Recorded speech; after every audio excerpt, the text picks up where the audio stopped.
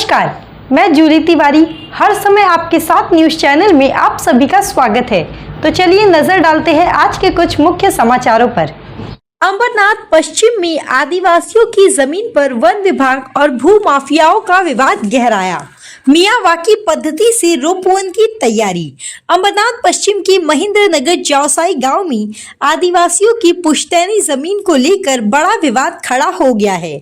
मिली जानकारी के अनुसार फॉरेस्ट अधिकारी वैभव ने इस क्षेत्र में पौधारोपण अभियान के तहत कई झाड़ लगाने की बात कही है, लेकिन स्थानीय आदिवासियों का कहना है कि यह जमीन पीढ़ी दर पीढ़ी उन्हीं की है और उनके नाम पर ही दर्ज है। जब उन्होंने इस पर आपत्ति जताई तो अधिकारियों ने उन्हें जमीन से जुड़े कागजात प्रस्तुत करने के लिए कहा।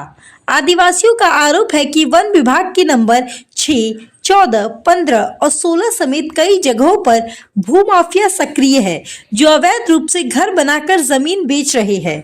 वहीं दूसरी ओर असली हकदार आदिवासी समाज को हर सुविधा और अधिकार से वंचित रखा गया है। ग्रामीणों का कहना है कि नगर पालिका समय समय पर अवैध निर्माण तोड़ती तो है, लेकिन सालों से ये कारोबार धड़ल्ले से जारी है। स्थानीय लोगों ने प्रशासन से सवाल उठाते हुए कहा कि आखिर किसके इशारे पे ये अवैध बांधकाम चल रहा है? क्या इसके पीछे नेताओं और वन विभाग के अधिकारियों की मिलीभगत है?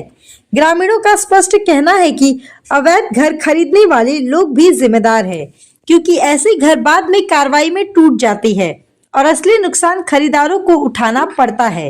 इसी बीच बदलापुर वन परिक्षेत्र अंतर्गत जावसाई गांव के सर्वे क्रमांक 79 पैकी वन क्षेत्र में जापानी तकनीक से विकसित मियावाकी पद्धति से पौधारोपण किए जाने की तैयारी है। इस परियोजना के तहत लगभग 1 हेक्टेयर क्षेत्र में 20,000 से अधिक छोटे बड़े पौधे लगाए जाएंगे। जावसाई महेंद्र नगर का यह वन क्षेत्र लंबे समय से अतिक्रमण के लिहाज में संवेदनशील माना जाता रहा है।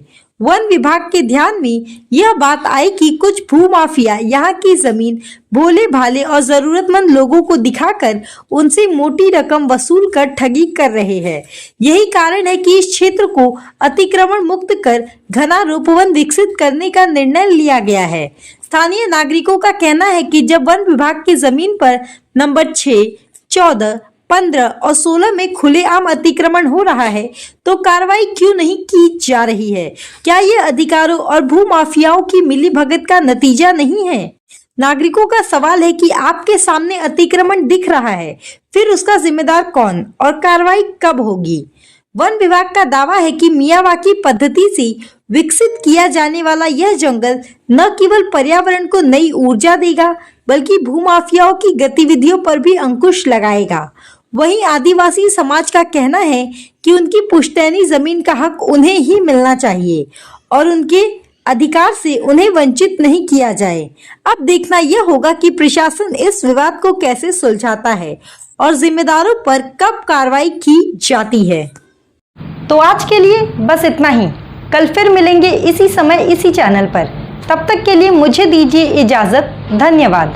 हमारे चैनल को सब्सक्राइब करें और बेल आइकन दबाना ना भूलें, ताकि हमारी खबरें सबसे पहले आप तक पहुंचे।